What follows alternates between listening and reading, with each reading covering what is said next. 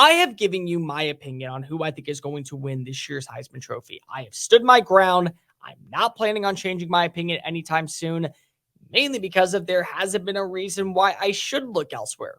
Michael Penix Jr. from Washington was my pick at the start of the year to win the most coveted award in college football because of look at the personnel he had back. He had all three of his number one wide receivers. He had his offensive coordinator in Ryan Grubb.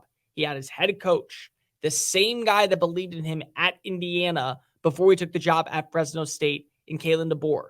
The schedule was also going to be very promising because they play against teams like Oregon and they play against teams like Utah and they play against teams like USC.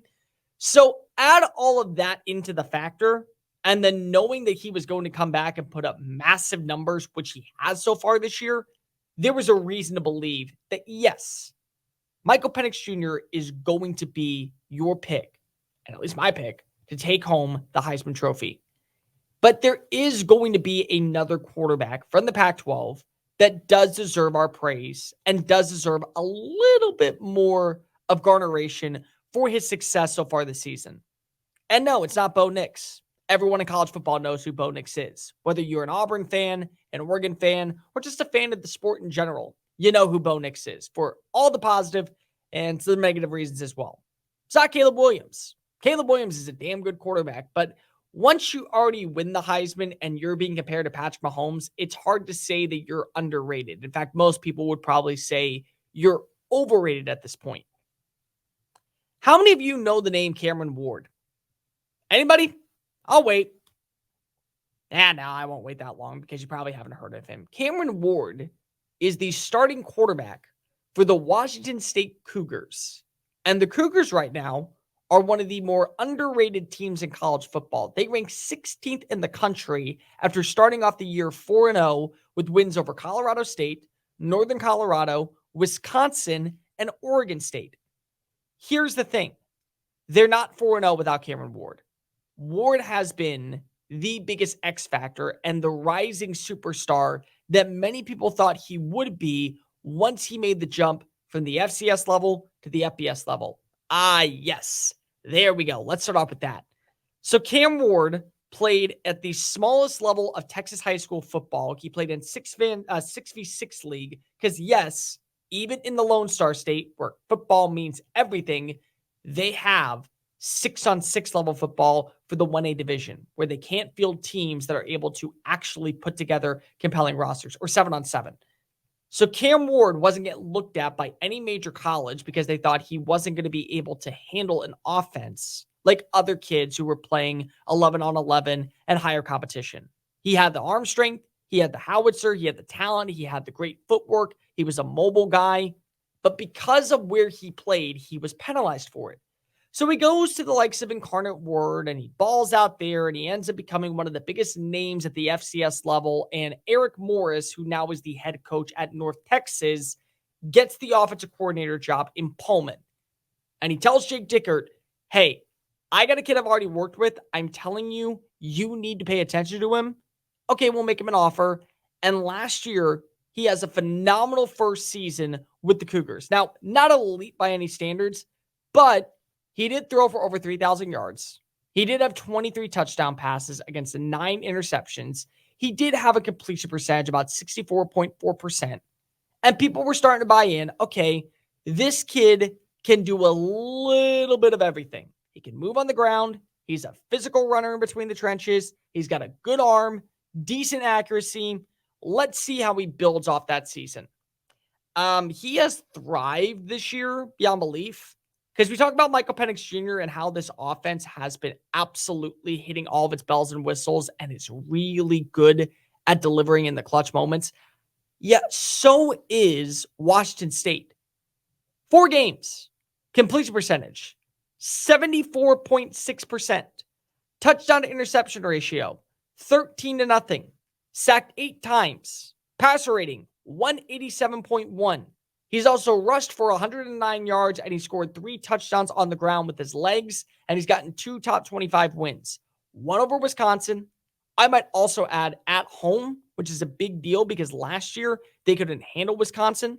And then at home against an Oregon State team that a lot of people are buying stock into. Yours truly did. I thought the Beavers were going to be buzzing this year. I thought that they were going to be a sleeper. I thought Washington State was going to take a step back, probably about 7-5, maybe 8-4 at the most, but definitely not a team that you're going to buy stock into. Washington State's offense right now is number 5 in scoring. Oklahoma scores more than them. Washington scores more than them. Oregon scores more than them. USC scores more than them. Passing wise, they're number 2 in the country, only behind, you guessed it, Michael Penix Jr. and the Huskies. 405 yards per game. Not to mention, they've had 1 interception on the year, and that came from the backup, not from Cameron Ward. Total offense, number 6 in the country. Louisville, UCF, USC, Oregon, Washington, only putting up more yards per game. They're phenomenal, I might also add, on third down conversions. Number 2 in the country, only behind Kansas. That's because of the quarterback. They're not getting sacked. They're not getting penalized. They're winning the time of possession, and they're putting up monster numbers every single week. This kid is legit. This kid is the real deal. He has everything that you're looking for in terms of a passer, and you would know his name if he played at a bigger school. And this is why sometimes it always bothers me when people who don't actually belong in the voting standard get to have a say on who wins awards. Because plain and simple, you probably would know Cameron Ward's name if he was at Florida, or if he was at Oklahoma, or if he was at Texas, or even a school like, say, UCF even for that matter, because of they've been household programs over the last 10 years. Their names have been brought up. The last time you really ever heard Washington State mentioned was when Gardner Minshew was putting a mustache on the lovely departed Mike Leach. That was it. And that was in what, 2017, 2018? It's been a minute since you've actually heard of the Pullman Pumas that have been mauling their way through quality competition to start off the year. And here's the reality. As much as we talk about Michael Penix Jr. and what he's been doing, what Caleb Williams has been doing, what Bo Nix has been doing, what all these teams in the Pac-12 have been doing, there's reason to say that if Cam Ward continues to produce at this level, it's going to be hard to keep him out of the Heisman Trophy race. Next game, they play UCLA. UCLA is very good. I don't want to hear people say, well, they just lost to Utah, who doesn't have a starting quarterback. Utah also has a very good, probably the most underrated coaching staff in the country, and a top 15 defense nationally. They are going to be able to put up points against teams that can't hold their own. And yes, unfortunately for Washington State, their defense has had to win in a couple of blowout games and also a couple of shootout games. So this could go down to the wire. They play Oregon. They play Stanford. They play Colorado. They play Washington.